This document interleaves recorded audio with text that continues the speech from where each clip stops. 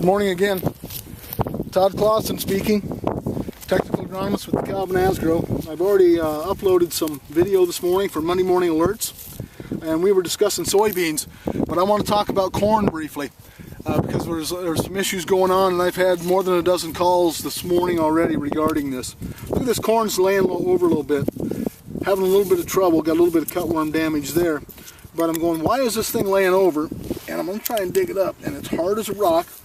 Okay, and it's not forming its crown the way I want it to. Okay, number one, here's my seed, here's my soil surface. She certainly wasn't in the ground far enough. Number two, my crown's not forming down the mesocotyl, it's forming at the soil surface. Not a good thing.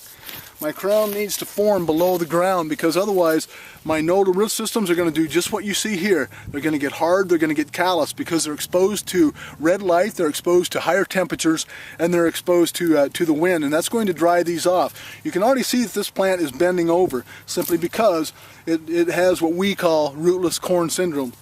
It's generally associated with, I'm going to do this real quick. It's generally associated with planting too shallow, because if I plant too shallow, the corn structures below the ground will push the plant and push the crown to the soil surface, and those nodal roots don't like to form up there. Well, this was one, planted too shallow. Two, it was planted a little bit wet. Three, I've got the cracks, or the true V, cracking back open, and I'm getting light, I'm getting air, I'm getting solar radiation, and it's all having a detrimental effect on this crown forming. And so what's going to happen, I am going to have to rely on the radicle and the seminal roots. The crown is going to have a hard time forming at the soil surface in these conditions, especially with the dry conditions over the next short-term forecast, until my brace roots form. This is V4 today. I kind of beat this plant up, but this is V4. And it's in a transition stage, going from the radical seminal root system feeding the plant to it going and forming the crown. It's in that transition phase, going to photosynthetic activity. So there's only a few things I can do. One, pray for rain. You need a soft rain. We got gypped over the weekend.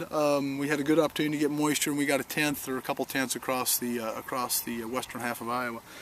Secondly, bad word, cultivator. Cultivators will throw dirt up around this stem. That soil up around this stem can buffer and protect that crown as it's starting to form or wanting to form, and differentiating cells, creating really fleshy, nice root systems. That can help you. Also, with that soil around that stem, the higher up that stem or stalk you go, the higher up you'll have brace roots form. Lastly, replant. Man, it's going to have to be a drastic situation for me to replant rootless corn syndrome today. I mean, drastic. If you think about it, if I go out and plant today, it's May 21st, I'm already losing 20% of my total yield potential. So I'm about 80% of yield expectations. That's 40 bushel an acre. Will rootless corn take that away from me? It certainly could.